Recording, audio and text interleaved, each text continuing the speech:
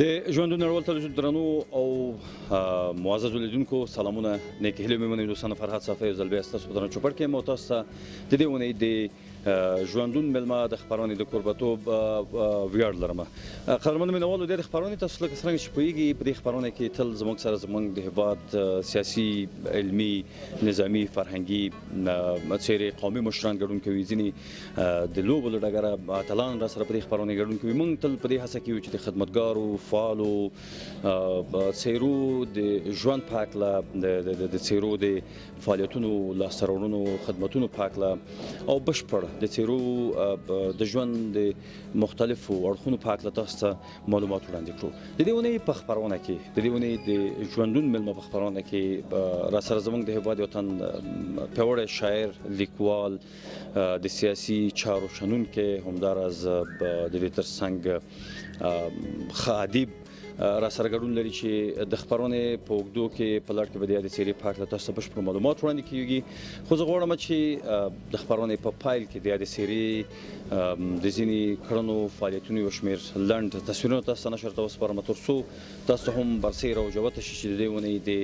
ژوندون میلمه خپرونه چاته ځانګړې شوې ده اوس هم ځو د لنډې کتنې پر لور په دې هیله یم چې تاسو هم د خپرونې تر اوسه پورې راسره ملتیا ولرئ.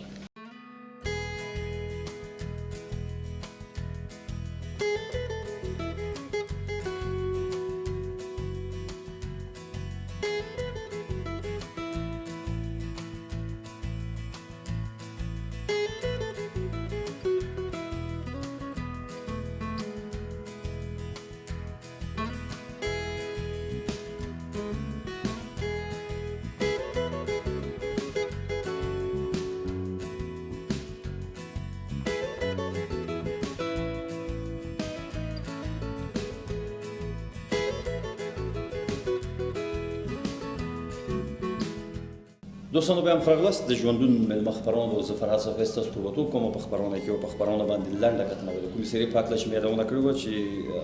د دې اونۍ خپرونه ورته ځانګړې شوې ده د ژوندون میلمنو د یادې څیرې یو شمېر تصویرونه تاسو ته نشر ته وسپارل شو تر ډېره تاسو جوت او برسېره ده چې زموږ د دې اونۍ د ژوندون میلمه په خپرونه کې زموږ د هیواد کومه هڅانده او خدمتګاره څیره ګډون لري بیا هم د یادونه وړ بولم چې د دې اونۍ د ژوندون میلمه خپرونه ځانګړې شوې ده ښاغلی احسان الله زدران ته زموږ د هیواد یو تن پیاوړی شاعر لیکوال ژورنالیست همداراز د سیاسي او اقتصادي چارو شنونکی جناب زدران صاحب تاسو ته د ژوندون میلمه په خپرونه کې ښه راغلاست مو کور مودان چې زموږ بلنه ومنئ. سلامت اوسئ جناب صافی صاحب ډېر په خیر راغلی زموږ کور ته خدای مو باعزت را په دې هیله چې دغه د کرونا بدبخته مریضیو نه په امن کې وئ دوستان مو فامیل مو خدای مو په امن کې لره ډېر په خیر راغلی او زه هم د ژوندون میلمه برنامې ټولو لیدونکو ته سلام او احترام وړاندې کوم همداشان د تلویزیون کارمندانو ته او ټولو هیوادوالو ته خدای دې وکړي چې ټول هیوادوال په امن او په امان کې وي سلامت اوسئ. مننه کوم خوشحاله اوسئ دوستانو زه غواړم چې د زدران صاحب د خپرونې په پایل کې د زدران صاحب د پېژندګلوۍ په هکله تاسو ته وغږېږم نن زه د ویاړ احساس کوم چې زموږ د هیواد یو تن داسې څیرې سره زه ګډون لرم په خپرونه کې چې په ژورنالیستیکي فعالیتونو کې څارنه لري همداراز د شعر او شاعرۍ په برخه کې د ادب په برخه کې د دې ترڅنګ په سیاسي چارو کې تاسو یې ګورئ په رسنیو کې تل خو بیا هم زموږ ویاړ استئ زدران صاحب راځو د خپرونې په پیل کې ستاسو د کورنۍ په هکله ستاسو په هکله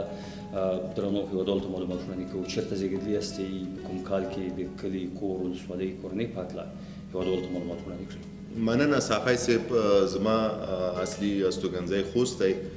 په 1909 کال کې په خوست کې د مرکز اړوند مردیخیلو کلي کې زېږېدلی یم نو همالته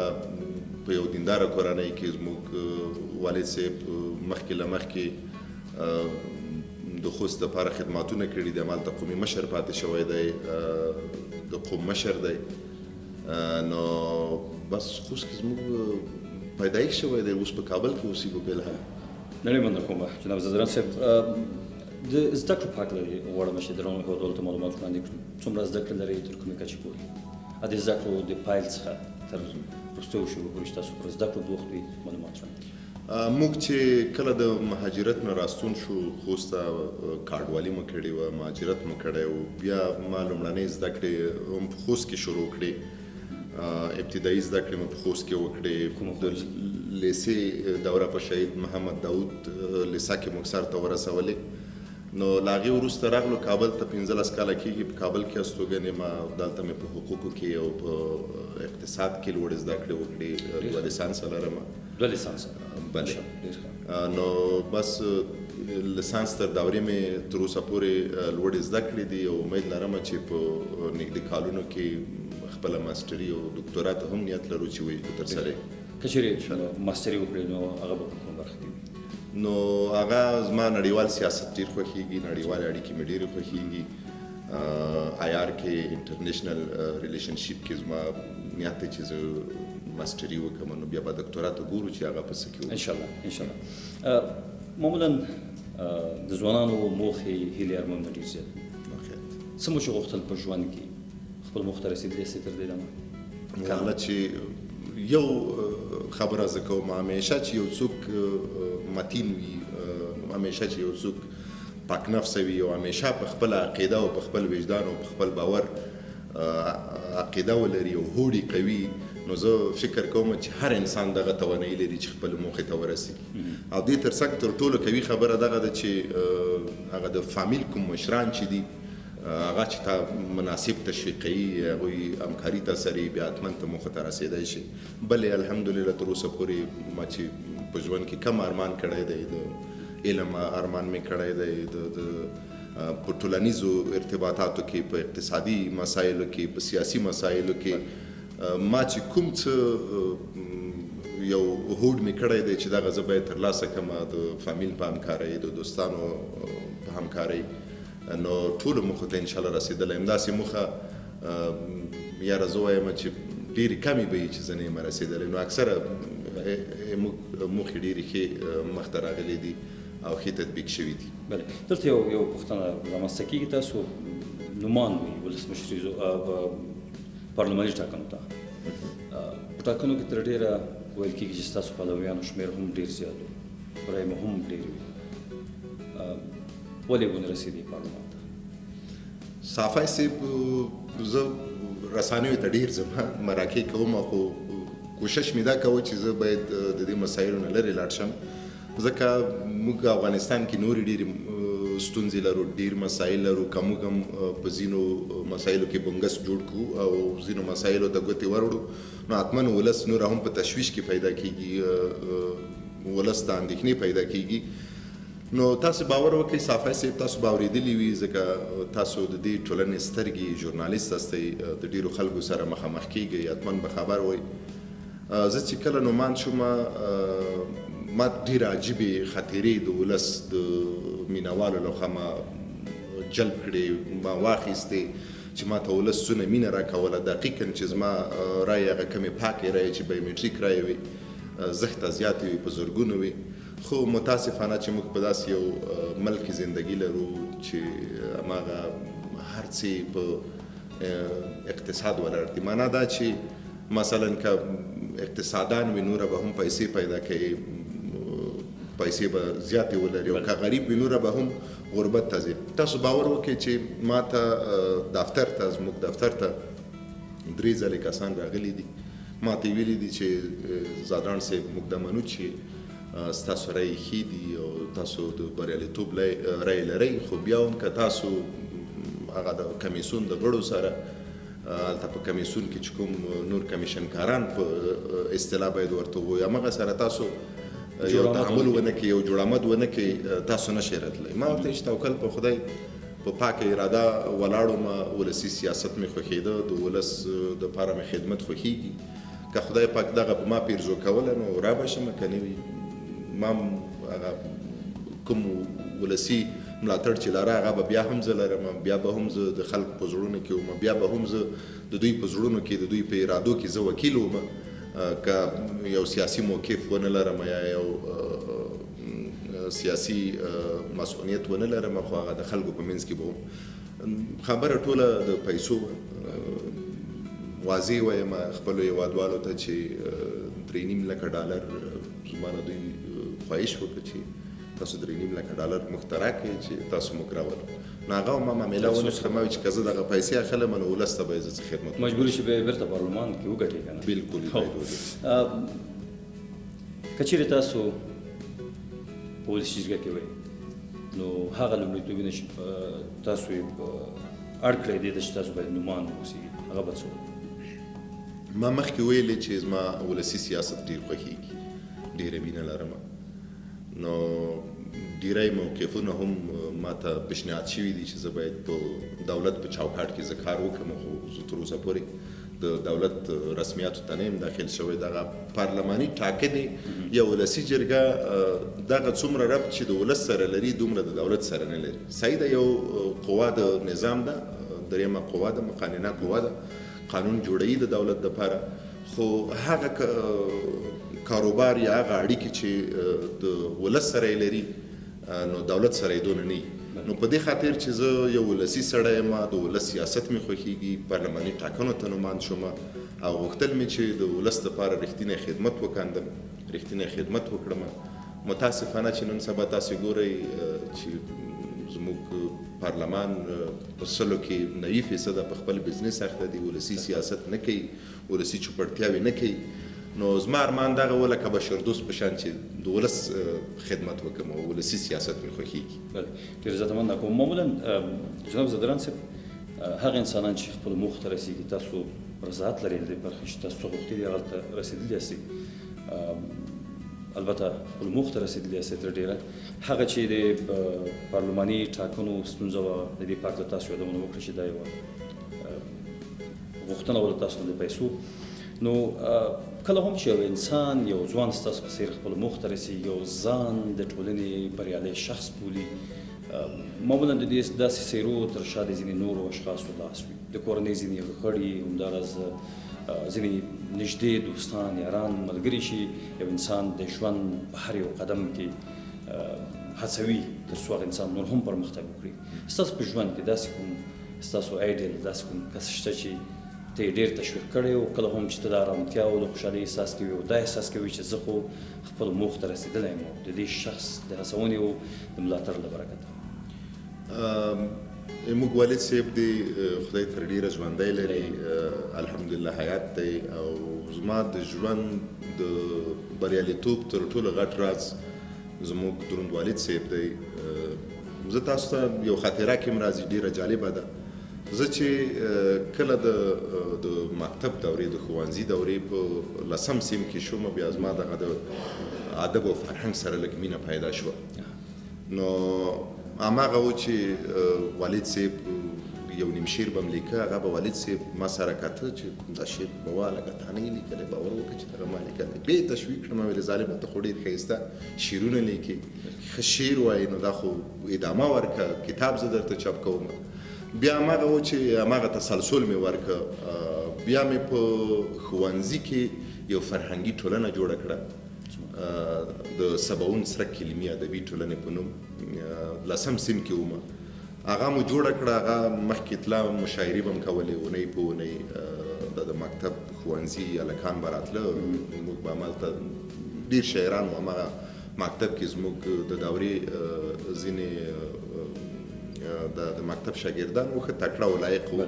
مقالې یې لیکلې او شعرونه یې لیکل په نثر کې او په شعر او شاعرۍ کې ډېر تکړه وو. بیا مو تصمیم ونیو د والد صاحب په خوښه د هغې په تشویق باندې ویلې د مکتب دوره خو ډېره که فکر دي ډېره داسې دغه د اقتصاد له نګاه نه ډېره ضعیفه دوره وي. په هماغه و چې والد صاحب زه ډېر په بسپنه ډېر زه سمبالولی، ما سره یې مادي کومکونه کول. نو بیا ما هغه ټولنه جوړه کړه. دې ټولنه کې بیا حتی 3 میاشتو کې دې سرحد ته ورسېدو چې د رڼا په نوم یو جریده چاپ کړو، یو اخبار چاپ کړو خپله په مکتب کې، د مکتب په نوم، هغې په امتیاز زما په مسؤل مدیریت باندې بیا مو جریده چاپ کړه. جریده به م هره میاشت چاپ کوله، هره میاشت کې د مکتب حتی د خوست په کچه، د افغانستان په کچه، د نړۍ په کچه موږ مطالب خپرول، مطالب مو لیکل، مقالې مو لیکلې، د مشهورو لیکوالانو مقالې مو په هغې کې خپرولې. نو د هغې نه وروسته پسې بیا یو راډیوي چینل و، هغې کې مو کار شروع کړ، ژورنالیستي مې شروع کړه. هغې کې مې ځینې سیاسي برنامې او ځینې هنري ادبي برنامې پر مخ وړې. بیا مې وروسته پسې خپله راډیو جوړه کړه، خپل ریډیو چینل مې جوړ کړ. نو هغه فرهنګي کارونه تر د نن پورې همدغسې هغه راډیو بیا په 4-5 چینلونو واوښته. اوس موږ په 4-5 د دې ټولو لاسته راوړنو تر شا ستاسو د والد صاحب لاس نو د لاسته راوړنې همغه بنسټګر یو څوک بالکل یو څوک چې تا په مادي لحاظ تشویق کوي، یو څوک چې تا په معنوي لحاظ تشویق کوي، یو څوک چې تا دې ته مجبور کاندي. حتی ما ته به مجبوریت ما ته به ویلې چې ته په دې مکلف یې چې ته مثلا میاشت کې به ما یو نیمه میاشت به ما نه زه یو مثال درته وایم، ما نه به دغه د جریدې چاپ وځنډېده، دا موږ به چې مکتب کې چاپ کوله دا به ما نه وځنډېده. بیا به یې ما ته وویلې چې یو کار کوم چې کوې سم یې کوه، ولې تا د پیسو ستونزه لرله، تا مادي امکانات نه و در سره چې تا نه وځنډېده. نو مادي امکانات خو ما درته برابر کړي دي. نه هدف همغه و چې مثلا که یو نیم کار به زما نه پاتې راته یا د مصروفیت له وجې یا مثلا کومه بله مسله به وه موږ به ونه توانېدو، نو په ما به یې حتی یو فشار راوړه چې تا ولې دا کار ونه کړ. هغه و چې بیا په مکتب کې موږ ښوونځي کې موږ د ترانې ټیمونه جوړ کړه، هغې ته به ما ترانې جوړولې، 2 ټیمونه وو ما سره. نو هماغه د والد صاحب هماغه تشویق و. نو کله چې زه د 12م صنف نه فارغېدم په دې وخت کې حتی ما یو خپله ساختماني شرکت ما ته والد صاحب جوړ کړی، هغه د تشویق دپاره وایم چې والد صاحب ما ته څونه د تشویق لاس را کړی و. ما یو کنسټرکشن کمپنی جوړه کړه، حتی زه 12م صنف نه فارغ نه وم چې ما د $9 میلیونو پراجیکټ هغه نه واخیسته پی آر ټي نه، همالته امریکایي پی آر ټي و خو اوس کې همغه نه ما یو پراجیکټ واخیست. همغه د والد صاحب تشویق و. بیا یې ویل چې زه په تا باوري وم چې که تا ته زه کنسټرکشن کمپنی جوړه کړم، که تا ته زه د بزنس یو فرصت جوړ کړم، ته توانېږي او ته مخکې تللی شي. نو تر ننه پورې الحمدلله د والد صاحب اوس والد صاحب یو څه ضعیف دی، اوس یې موږ سپورټ کوو، خو بیا هم دی کله کله راته وایي ویلې نه ویلې تا سپورټ ته زه اوس هم اړتیا نه لرم، ویلې زه خپل هم ښه یم الحمدلله ځوان یم. کور مودان ته خوشحاله اوسئ جناب زادګران صاحب. سلامت اوسئ. خبرې خوږې دي او نور به هم وغږېږو، نور به هم درنو هېوادوالو ته معلومات وړاندې کوو ستاسو په تړاو، ستاسو د کورنۍ په تړاو، ستاسو د فعالیتونو په هکله به وغږېږو، د خدمتونو لاسته راوړنو په هکله به نور هم وغږېږو، پر راتلونکو موخو به مو وغږېږو. خو د خپرونې په دې برخه کې زه غواړم چې ستاسو په هکله موږ ستاسو د ځینې ملګرو، دوستانو، فرهنګي یارانو، سیاسي د سیاسي ډلې د ځینې ملګرو څخه ستاسو په هکله موږ نظریات ترلاسه کړو. هغوی ستاسو د شخصیت په هکله غږېږي، دا چې هغوی څه نظر لري ستاسو په هکله، دا به زه او ته سره د هېوادوالو په ګډه وګورو، بیا به نور وروسته ارزونه وکړو. بیخي درسته. مننه. کور مو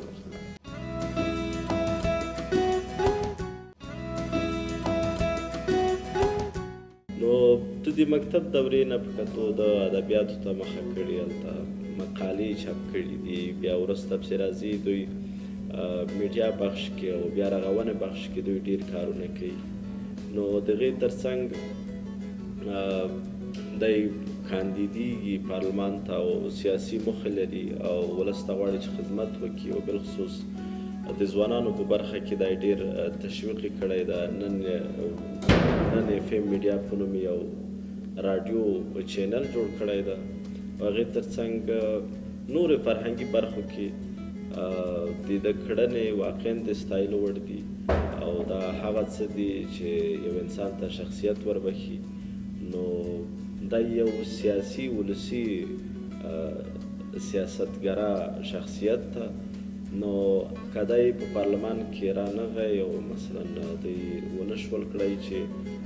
په دا جوړښتونو کې مشترک رول ولوبوي، اما د کولی شي تر ډېره حده پورې د دفتر په خوست کې، په پکتیا کې او په کابل کې د هغې ولسونو په اختیار کې ورکړي دي، او همیشه د دوی درد د خپل درد بللی ده، او تر خپله حده وس او توان یې منډې کړي دي. زه وایم چې دغه هغه ښېګڼې دي چې باید په یو شخصیت کې واوسي چې هغه په ده کې لیدل کېږي. مننه، تشکر. په لومړي سال کې خو له تاسو مننه کوم چې نن مو په ژوندون میلمه خپرونه کې رښتیا هم یو مستحق ځوان، یو دا ځوان چې همیشه د افغانستان په درد باندې دردېږي، په زمین کې د ځوان نسل د پیشرفت لپاره هلې ځلې کړي دي، او خوشحاله پر دې یم چې نن د یو داسې ځوان په اړه خپل نظر ورکوم چې د هغې تر څنګ زه کلونه پاتې شوی یم ښاغلی احسان الله خان زدران چې د یو درنې کورنۍ نه دی، علمي شخصیت دی، سیاسي شخصیت دی او په ضمن کې همیشه یې هڅه کړې ده تر څو ځوان نسل پر پښو باندې ودروي. د زدران صاحب په رابطه باندې ممکن ډېرې خاطرې اوسیږي، ډېرې بحثونه اوسیږي، اما زه غواړم فقط په څو مواردو کې د په رابطه باندې بحث وکړم. جناب زدران صاحب د مکتب د وخت نه همیشه هڅه کړې ده چې دی لا ترکیب ځوان و، همیشه یې هڅه کړې تر څو څه رقم وکړی شي د افغانستان د ملي منافعو دپاره کار وکړي، د افغانستان د خلکو دپاره کار وکړي، د ولس په منځ کې پاتې شي چې خوشبختانه مثبت هم واقع شوی دی، په ضمن کې خلک هم ترې خوښ دي. دی په هماغه د مکتب په دوره کې یعنې ویې کولی شل چې د بیا رغونې په برخه کې او په ضمن کې د خپلو همصنفیانو یا هغه څوک چې په ځوانان چې په مکتبونو کې او په پوهنتونونو کې و د هغې دپاره په علمي ډګر کې هم بېلابېلې برنامې ولري. دوی وکولی شل چې وروسته د مکتب د فراغت نه په ژورنالیزم ډګر کې ګڼ شمېر ځوانان وروزي، ټولنې ته یې تقدیم کړي، په ضمن کې د بیا رغونې برخه کې مختلفې یعنې د سړکسازۍ په پروژو کې چې رښتیا هم سړک جوړونه په افغانستان کې یو ډېر مهم ګام بلل کېږي او دوی وکولی شل تر څو په دې برخه کې هم وخت ناوخته هلې ځلې ترسره کړي. خاطرې یې له ما سره ډېرې دي، د ژوند په شخصیت او د په ټولنیزو اړیکو باندې هم زه بېلابېل خبرې لرم، خو دا چې ستاسو د خپرونې وخت به کم اوسیږي نو زه فقط هم دومره وایم چې زدران صاحب رښتیا هم یو مستحق ځوان دی، یو داسې ځوان دی چې دی همیشه غوښتنه هم دا اوسیږي چې څنګه وکړی شم تر څو د افغانستان مختلفو خلکو ته، د افغانستان مختلف ځوان نسل ته په مختلفو برخو کې برنامې تنظیم کړي.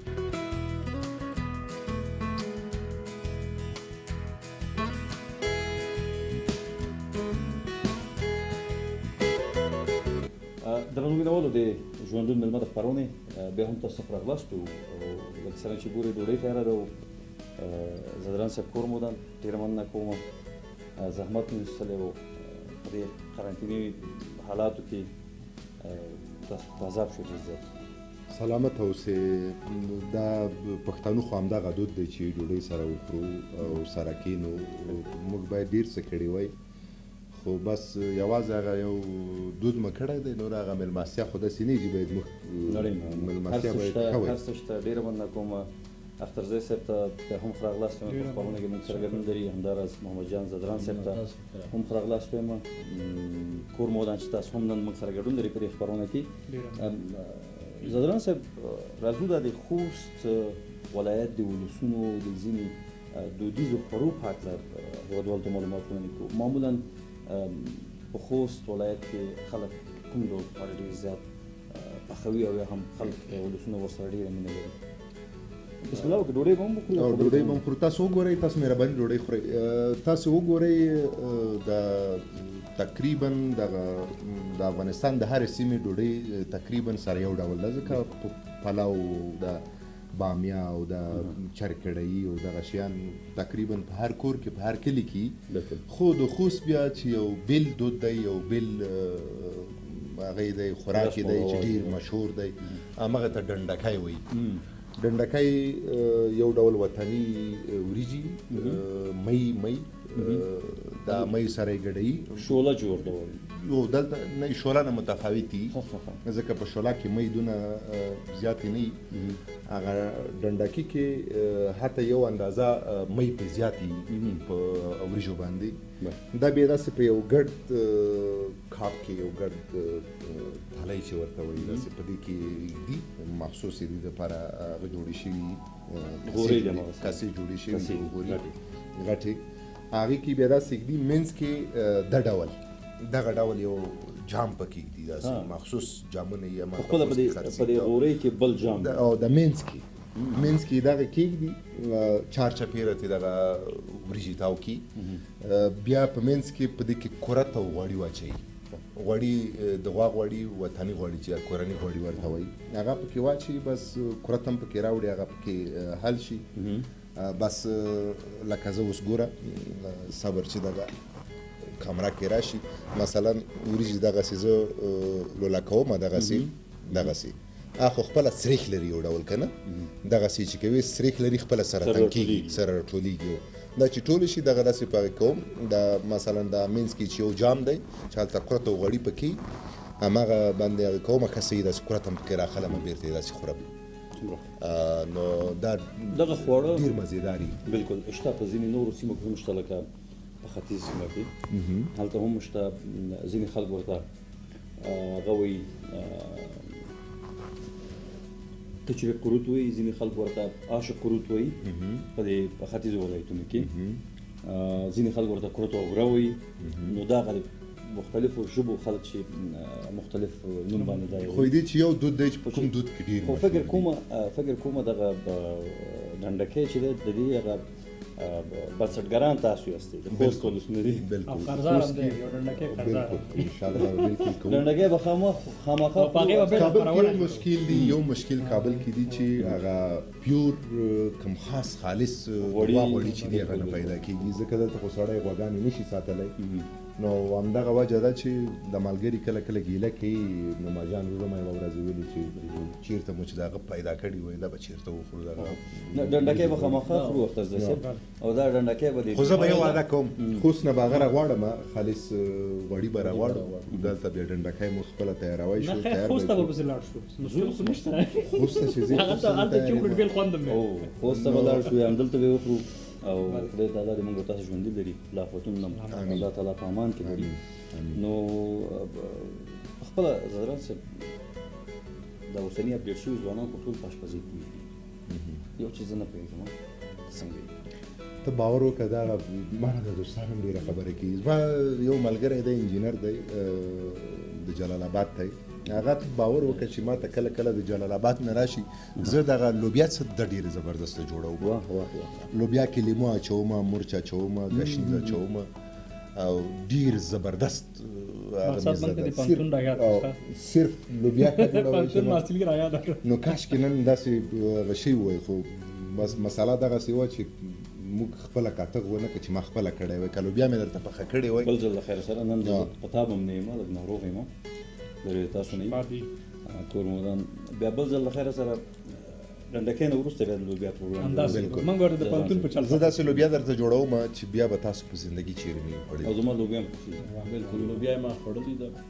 صافی صاحب لوبیا یې ډېره مزه ده رښتیا زادران صاحب خوړلې ده او یو شوروا هم جوړوي هغه یې درنه پټه کړې ده د وطني چرګ کې ده یو شوروا پخوي هغه پخوانۍ کلونو شوروا خوند هم که څه کلی نو هغه شوروا ډېره مزه ده داسې کوو چې په ترتیب سره سټپ بای سټپ که نه اوس که ټول شوي نه یو ځل په زران صاحب باندې حواله کړو کېدای شي او که نه هماغه اوله کې چې کومه غوښتنه وه ډنډکی هماغه خورو زدران صاحب بسم الله وکړې ډوډۍ هم خورو نو د دې تر څنګ بهرني سفرونه لرئ ولا بهرني سفرونه رسمي نه لرم خو شخصي سفرونه خو حتما کوم ترکیه او هند ته ډېر ځم ځکه یا دوستان مریضان یا خپله یو چیکاپ دپاره ځو دوبۍ ته ځو نو دغه ځایونو ته ډېر ځم څو ژبو پوهېږئ په 3 ژبو 2 خو خپله زموږ ستاسې رسمي ملي ژبې دي او په څنګ کې انګلیسي مو ورسره ویلی شم څومره ښه دوستان بیا هم راغلاست د ژوندون مېلمه خپرانو لکه څرنګه چې تاسو پوهېږئ د دې اونۍ د ژوندون مېلمه په خپرونه کې راسره ګډون لري زموږ د هېواد پیاوړی شاعر لیکوال ژورنالیست د سیاسي او اقتصادي چارو شنونکی ښاغلی احسان الله زدران تاسو اثر لرئ نه لرئ څومره شعرونه مو لیکلي دي او د اثارو په هکله یې وکړئ تاسو وګورئ دغه ژوند پړاو دی زما زه په خپل عقیده په خپل نظر زما دغه ګومان دی چې یو څوک چې په اجتماعي ژوند کې مخکې ځي مسیر باید وټکي ځکه دغه د افغانستان حالات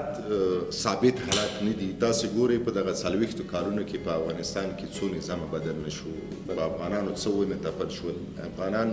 په کومو ستونزو کې ګیر نه شول نو ما هم دغه د خپل نظر ته داسې وړاندیز کړی دی چې زه باید په یو مسیر کې پاتې نه شم زه باید دغه لارې څو لارې زه باید جلا کړم چې زه په هغې لاړ شم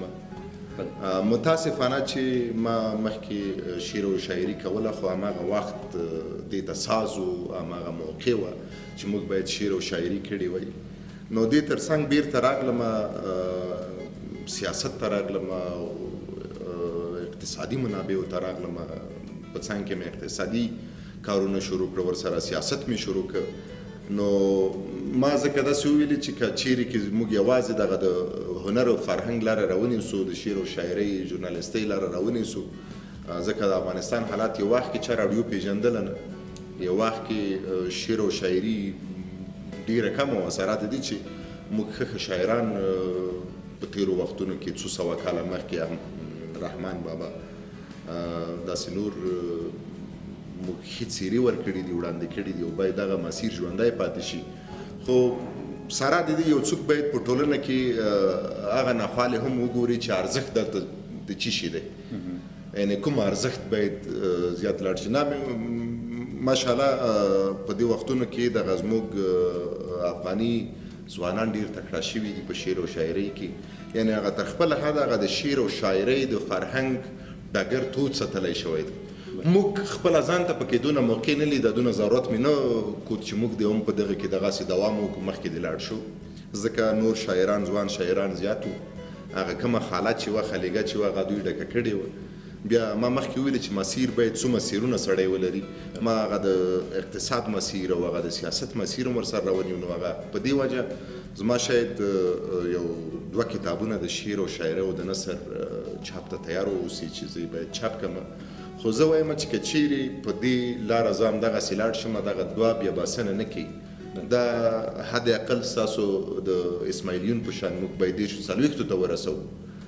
نو تر اوسه پورې هماغه هم دغسې ناچاپه پاتې دي، ما چاپ کړي نه دي، ځکه که زه یو کتاب 2 کتابه چاپ کړم نو خو باید دې ته ادامه ورکړم، هغه خو باید تر پایه زما اثر نه وي، هغه زما اثر نه وي باید تر اخره پورې. نو په دې خاطر ما دغه نورې لارې هم رانیولې دي او تر اوسه مې کوم چاپ اثر نشته. یعنې په بشپړ ډول تاسو د لیکوالۍ او شاعرۍ ډګر مو پرېښی، اوس مهال سیاست ته مو مخه کوئ. تر ډېره دغه موضوع په هکله یادونه هم وشوه چې تاسو ولې وغوښتل چې نومان شي. خو زه غواړم چې د نوماندۍ خبره همالته پرېږدو، د سیاست سره مو څنګه لیوالتیا پیدا شوه؟ ما مخکې ویلي چې مسیرونه باید څو ډوله مسیر انسان ولري. معمولا په بشپړ ډول ځینې حالاتو کې ځینې لاملونه وي چې انسان وداره کوي چې باید یو مسیر نه بل مسیر د انسان ووي. لاملونه یې څه؟ کله چې ته په یو ټولنه کې ژوند کوې او په هغه ټولنه کې ستاسو نیکونو ستاسو پلارونو یو لار تعقیب کړي، مجبور یې چې ته هم تعقیب کړي. زموږ نیکونو، زموږ والد صاحب، اوس کاکاګانو د 80 کلونو راهیسې زموږ نیکه هماغه وخت کې ژوندی و، د لویې پکتیا په اصطلاح ځینې خلک ورته خان وایي، خو موږ ورته خدمتګار وایو. د لویې پکتیا د ولسونو خدمتګار و. کله به چې دغه هغه د سردار داود ډېر انډیوال و، ډېر ملګری و زموږ د نیکه مرحوم میر صاحب خان، هغه په لویه پکتیا کې اوس هم نوموتی قومي مشر دی. کله به چې دغه لویې پکتیا ته داود خان راته، یا به د لویې پکتیا ولسونه داود خان ته راته، بیا به دغه زموږ نیکه د سردار صاحب نه ورته ویلې، داود ته به یې ویلې، خدای دې رحم پرې وکړي سردار داود ته، رئیس جمهور ته. نو ډېر سره انډیوال و په خپلو کې. نو تا د سیاست خبره وکړه چې څنګه سیاست ته راځي. موږ نیکونو سیاست کړی دی، نو موږ مجبور وو چې همدغه لاره تعقیب کړو، په همدې لاره لاړ شو. خو موږ هغه د پخوانیو خلکو په شان سیاست نشو کولی، خو ولې هغه یو غاړه مو رانیولې ده مخکې ځو، ځکه اوس د ولس سره چې کله ته وي خپله ته سیاسي نه خلاصېږي. اوس د ولس نه موږ نه خلاصېږو، ولس دعوی لانجی زموږ د کاکاګانو، زموږ د والد صاحب په غاړه همغه چې باید حل کړي، جرګې ته لاړ شي، مرکې ته لاړ شي. نو موږ وایو چې که یو څوک سیاست کوي، یو څوک خدمت کوي، که یو څوک سیاسي موقف ولري، هغه ولسي سیاسي موقف، چې موږ یوازې زما په ژوند کې یوازینۍ ارزو ټاکنې وي چې زه باید وګټم او ولس ته رښتینی خدمت وکړم. ځکه هسې هم اوس ولس ته په خدمت اخته یو، خو که یو څوک سیاسي مسؤلیت، سیاسي موقف ولري، نو بیا غوره سیاست کولی شي ولس ته. ډېر ښه. ستاسو د نورو دندو په هکله هم غږېږو، تاسو د پارلماني چارو کې د پارلمان مشاور وئ، په دې هکله به هم وغږېږو. خو کله هم چې د ټاکنو پایلې اعلان شوي، تر ډېره تاسو په ځان ډاډمن او باوري وئ چې تاسو په دغه ټاکنو کې برای ترلاسه کړي بریالیتوب ته رسېدلي یاستئ اما له بل اړخه کله چې پایلې اعلانېږي هغه کې تاسو ناکام وي ستاسو په سیاسي تګلاره کې څه بدلون خو رامنځته نه شو منفي اغېزې خو نه لرله هوډ ما همیشه ویلي دي چې یو څوک چې هوډ قوي هوډ لري ځکه دا باریا ناکامي سره تړلي دي نو هوډ تر ټولو مهم دی تاسو باور وکړئ چې زه په هماغه وخت کې دلته افغانستان کې نه وم چې کله پایلې اعلانېدې زه دوبۍ کې وم خو ما هغه نیټ کې هغه لیستونه وکتل چې زموږ د ولایت دغه کسان راغلي دي او ما هغه چې خپل لیست وکت زه 11مه درجې ته راغلی وم 450 کسان زموږ د ولایت نمایندان وو زه په 11مه درجه کې هغه لیست کې اعلان شوی مایوسه شوم رښتیا مایوسي خو بیا ولې هغه خپل اراده هغه خپل هوډ هغه خپل موقف هغه مو نه دی بایللی اوس هم هماغه ولس ته خدمت کوو هماغه ولس سره یو هماغه ولس موږ سره دی نو هوډ نه بایلو اراده نه بایلو او انشاءالله دغسې قوي اوس هم مبارزه کوو د خدمت مبارزه کوو ولس دپاره یې کوو آینده کې به بیا ګورو انشاءالله چې څه کېږي خدای مهربانه دی نو خدای دې بس دغه نظام لږ اصلاح کړي چې موږ هم صرف زموږ زړه دغه د نظام د ځینو بدبختیو نه د ځینو هغه کارونو نه چې په هغه کې انصاف نه ترسره کېږي سړی خفه شي خو بیا هم ولې نظام زموږ نظام دی په هر حالت نظام نه بیا هم ملاتړ کوو نظام باید په راتلونکي کې هغه ستونزې چې لرو د هغې دپاره موږ باید ځینې پیشنهادات لرو خو هغه وخت په وخت موږ وړاندې کوو خو ولې نظام سره یو خو ولې ګیلې لرو ډېر ډېره مننه کوم جناب زدران صاحب د خپرونې په دې برخه کې زه غواړم چې ستاسو د ځینې فعالیتونو ځینې کړنو خدمتونو یو شمېر لنډ انځورونه او ویډیو کلیپونه نشر ته وسپارم دلته که چېرې ستاسو خوښ وي ولې نه دغه برخه په ګډه سره ګورو د دې تر څنګ بیا ستاسو پر تیرو دندو راتلونکو موخو به نور هم معلومات وړاندې کوو دوستانو ستاسو ملتیا غواړو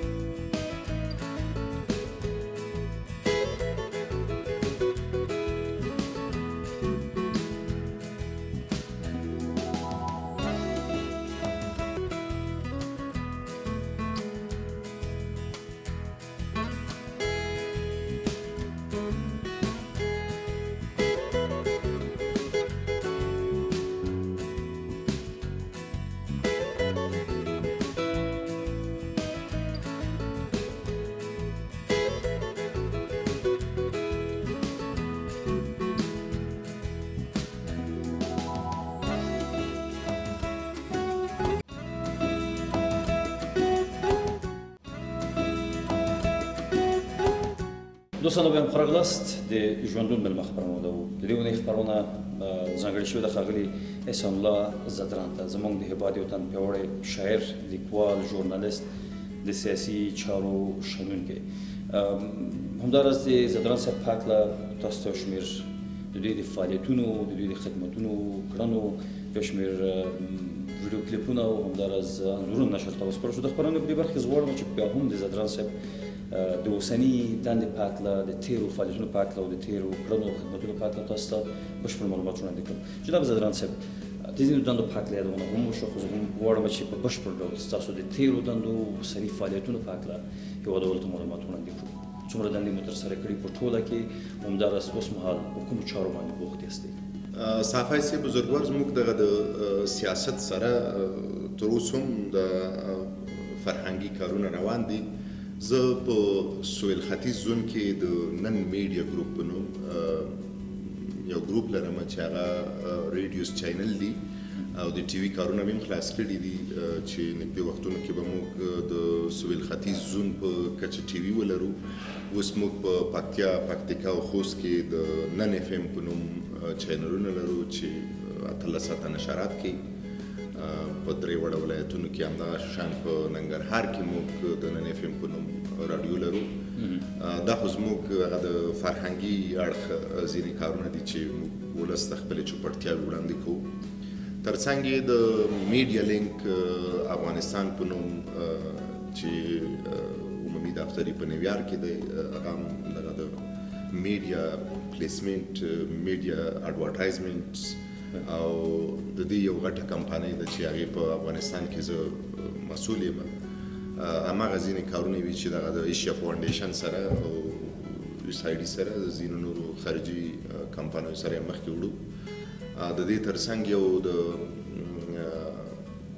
MGC ملکیار بابا کنسټرکشن ګروپ په نوم یو کمپني لرو. هماغه دغه د افغانستان په بیا رغونه کې هم برخه اخلو، کنسټرکشن کارونه کوو، روډ بلډینګ کې ډېر کار کوو. نو بس همدغه اوس فی الحال دغه مصروفیتونه دي چې کوو او په څنګ کې دغه ځینو برنامو ته ځو، تلویزیونونو ته، په سیاسي برنامو کې، اقتصادي برنامو کې د افغانستان په سیاسي حالاتو، افغانستان په اقتصادي حالاتو هم بعضې وخت بحثونه کوو. همدا مصروفیت دی فی الحال. مننه کوم جناب زدران صاحب. کور مودن راځو اوس هم یوه ملي پوښتنه البته تر ډېره نړیواله بڼه هم لري. د سولې پروسه چې اوس مهال ټوله نړۍ دته کار ویلی چې باید په افغانستان کې سوله راشي. تر ډېره ناستې کېږي په دوحه کې د امریکې د استازو ترمنځ، همداراز د وسله والو طالبانو ترمنځ ځینې هغه ناستې چې کېږي د هغوی د استازو ترمنځ اوسني نظام ته، اوسني حالاتو ته په کتو سره هغه کړنې چې ترسره شوې سولې ته د راوستو په خاطر باندې که چیرې د افغان حکومت له لوري ووایي، که چیرې د وسله والو طالبانو له لوري ووایي، که چیرې د امریکې د ځینې استازو او یا هم په ټوله کې د امریکې لخوا ځینې کړنې چې ترسره شوې، تر کومه بریده پورې ته ډاډمن یې د یو ځوان په حیث، د یو سیاستوال په حیث، د یو افغان په حیث چې دلته به دغه سوله راشي او دا سوله به رښتینې سوله وي او تلپاتې سوله به وي؟ نو البته زموږ د نظام اوسني حالات ته په کتو سره افغانستان تاسو ته بهتره معلومه ده چې په ډېر غټ کړکېچ کې ګیر دی، ځکه 40 هېوادونه راغلي دي. په افغانستان کې 40 هېوادونه 40 موخې لري، یو څوک هم بې موخې نه دی راغلی. همدغسې ناټو قوتونه دي. زیات چې په افغانستان کې رول لري خپله امریکا ده، د امریکا متحده ایالات دي. همدغسې نور زموږ تر ټولو بدبخته مشکل چې موږ لرو په افغانستان کې چې موږ سیاسیون گیر دی یا سوله تربته شوې ده، سوله گیر شوې ده. ځینې ګاونډي هېوادونه نه غواړي چې په افغانستان کې سوله تامین شي. نو په دعاوې ډېر کارونه کېږي. نن سبا افغانان د دعاوې د سولې ډېر تږي دي. په هر کور کې، په هر مسجد کې، په هر دفتر کې، په هر کلي کې د وړوکي نه ونیسه، د کونډې نه ونیسه، د یتیم نه ونیسه، د ځوان نه ونیسه، سپینګیري نه ونیسه، د سولې ارمانجن دي په دعا کې. خدای دې رښتینې سوله راولي. خو یو نګراني شته دلته، لکه مخکې چې ما وویلې چې تر اوسه پورې افغانستان انحصار دی. سره د دې چې اوس په د اوس وختونو کې دولت هم انعطاف کړی دی، د سولې دپاره یې وړ ګامونه اخیستي دي، ژمن دي سولې دپاره. نو دا تر ټولو ښه ګام دی. همدغسې طالبان ورونه چې زموږ د سولې خلاف دي، هماغه هم انعطاف کړی دی. هماغه هم تاسو په جریان کې چې ډېر بندیان یې خوشي کړي دي. خو سوله په هغه شرط کې راتلی شي چې زه ورته مخلص واوسېږو، زه ورته ووایو چې سوله راځي. ګوره ما مخکې اشاره وکړه چې د افغانستان یوازې افغانستان خاوره نه ده انحصار شوې، هغه تر قلمرو لاندې نه ده، هغه تر سیاسي فشار لاندې نه ده، بلکې شخصونه، شخص اراده زموږ سیاسیون دغه انحصار شوی دی. ځینې د سفارتونو سره اړیکې لري، ځینې د هیوادونو سره اړیکې لري، ځینې خپله هغه د پیسو دپاره لالچ کوي چې زه باید حتی د سولې په نوم پیسې اخلي، د سولې په نوم بزنس کوي، تر څو چې فکر او ذهن خلاص نشي. زه فکر نه کوم چې دغه رښتینې سولې ته د موږ ورسېږو. صحیح ده یو نمایشي سوله به راشي، خو بیا به طالب به ورک شي، داعش به پیدا شي، داعش به بیا ورک شي، یو بله ډله به پیدا شي. په افغانستان کې چې تر څو د داخلي او ګاونډیو هیوادونو نه افغانستان په خپلو پښو نه وي ودرېدلی، په امن کې نه د رښتینې سولې امید نشي کېدی. خو بیا موږ تمه لرو چې خدای مهربان دی، حد اقل چې دونه سوله هم راشي چې یو څوک هغه نفس ښه وباسي. نن سبا خو زه ورته دغه د اوس کور کې ناست یو، د اوس هم دغه هغه کوو، یره لرو چې خدای مکه زموږ ځینې دوستان بهر دي څه پېښ نه شي. حد اقل چې دونه سوله هم راشي چې هغه عامو ته پکې مشکل نه زیان ونه رسېږي. نو زما په ګمان چې دا به هم په د اوس حالاتو کې غټه خبره وي. خو خدای مهربانه دی، دغه د دوحې یا دغه د جرمني کوم ځای چې دوی اوس په پلان کې لري، دغه اوس را روانو اونیو کې به دغه بین الافغاني مذاکرات شروع شي. په دې کې زیاته تمه ده چې د سولې دپاره رښتینې ګامونه واخیستل شي او هغه چارواکي چې هغه د موقف تږي دي، د پیسو تږي دي، هغه نوره د افغانانو دپاره د کونډو یتیمانو دپاره نوره د دې نه تېر شي، هر څه په ځان ومني او رښتینې سولې ته کار وکړي. مننه کوم جناب زدران صاحب. کورمودان خوشحاله اوسئ. زموږ هم د خپرونې وروستۍ شوي دي، په وروستیو کې موږ یو وصل لرو. معمولا کومې څیرې چې زموږ د ژوندون مېلمه خپرونه ځانګړې کېږي، نو موږ د هغوی څخه یوه لیکنه اخلو د یادګار په ډول. نو تاسو هم یوه لیکنه وکړئ زموږ د ژوندون مېلمه په کتابچه کې. دغه پاڼه تاسو ته ځانګړې شوې ده. البته دغه لیکنه تاسو پورې تړاو لري. څرنګه لیکنه کوئ؟ زموږ د خپرونې په هکله لیکئ، د ځان په هکله لیکئ، او که چیرې ستاسو خپل کوم شعر لیکئ زموږ په کتابچه کې، زموږ موخه دا ده چې ستاسو دغه لیکنه له موږ سره پاتې شي.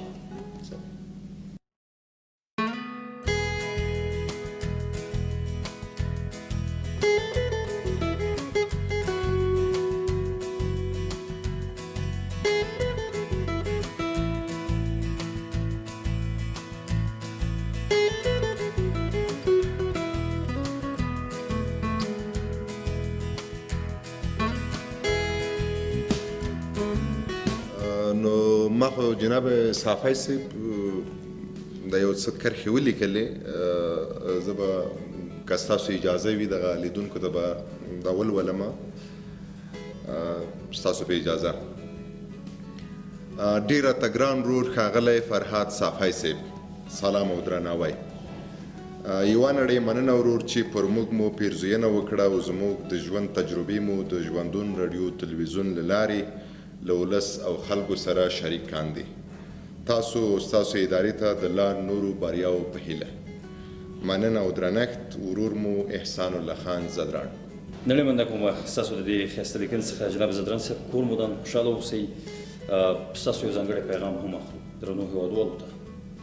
مننه صافی صاحب، سلامت اوسئ. ولس ته د افغانستان غیور مېړني ولس ته، ننګیالي ولس ته زما پیغام دغه دی چې سره د دې چې اوس افغانستان په ډېرو بادو حالاتو کې دی، په ډېرو سیاسي حالاتو کې مخ پر وړاندې روان دی. موږ تاسې مخکې ډېر چیلنجونه لرو او ډېر ښه زیري لرو چې موږ تاسې باید ولرو. ولس ته پیغام لرم چې په خپلو کې مینه او قوت وکړئ، دوستي وکړئ، یو تر بله نفرت مه کوئ. او د اوس چې موږ تر ټولو ښه زیری مخکې را روان دی د سولې دی، د هغې دپاره په هر لمانځه کې په هر ځای کې دعاوې وکړئ، نفلونه وکړئ او خدای دې وکړي چې دغه یوازینۍ هیله چې اوس موږ لرو چې هغه د سولې ده دغه پوره شي او دغه مېړنی ولس د دې بدبخته جنګونو نه، د دې بدبخته یرو نه، د دې بدبخته مریضیو نه، البته یو مریضي هم موږ مخ پر وړاندې لرو، له دې نه خلاص شي. زموږ ولس دې تل په امن کې او ولس باندې بیا د پیغام په شکل غږ کوم چې همیشه په خپلو کې ترفګانۍ مه کوئ، ورونه اوسئ، دوستان اوسئ او د سولې لپاره همیشه دعا کوئ. منندوی یم. ډېره زیاته مننه کوم زدران صاحب. خوشحاله اوسئ. ستاسو د لا بریالیتوبونو په هیله او تل سوکاله او سرلوړي اوسئ. سلامت اوسئ جناب صافی صاحب. بیا هم ډېره مننه چې راغلی. زموږ تجربې مو، زموږ هغه څه کړنې چې دي چې موږ تر اوسه پورې ډېری ولس ته نه یو معلومه شوي هماغه تاسو شریک کړي او خدای مو سلامت لره ستاسو دغه ځای خپل دی همیشه راځئ د مرکې نه بغیر کله کله راځئ ګپې شپې به لګوو سلامت اوسئ بهتر اوسئ دوستانو د ژوندون میلمه د خپرونې درنو مینوالو زموږ خپرونه همدلته پای ته رسېږي له تاسو منندوی به همداراز خپل ټول کاري ټیم څخه مننه کوم چې راسره مل وي په خپرونه کې او د دې تر څنګ ګرانول بولم چې تاسو کولی شئ زموږ د ژوندون نړیوال تلویزیون ټولې خپرونې په یوټیوب چینل کې هم وګورئ او که چېرې د نړۍ په هر ګوټ کې یاستئ ډاونلوډ یې کړئ زموږ یوټیوب چینل د ژوندون ټي وي افیشل تر عنوان لاندې فعالیت کوي زموږ چینل سبسکرایب کړئ په لټون کې او هم په سرچ کې زموږ د خپرونې نوم ژوندون میلمه ولیکئ نو په ډېرې اسانۍ سره تاسو کولی شئ زموږ خپرونه ډاونلوډ کړئ ځان ته که په هر ځای کې یاستئ د نړۍ د دې تر څنګ زموږ فیسبوک پاڼه هم د ژوندون میلمه تر عنوان لاندې فعالیت کوي تاسو کولی شئ د خپرونې د لا ښه والي په موخه موږ ته خپل نظریات واستوئ تر څو ستاسو له نظریاتو څخه هم موږ کار واخلو ستاسو له نظریاتو څخه ستاسو له نیکو نظریاتو څخه موږ ګټه واخلو په خپرونه کې د خپرونې د لا ښه والي په موخه تر بیا چې ستاسو په درنه چوپړ کې حاضرېږم د هیبت یوې بلې سیرې سره تاسو په تلپاتې رسپارم هر چیرې چې یاست نیکمرغه او سوکاله ژوند ولري لوی الله مو مل او مددګار شه د خدای په امان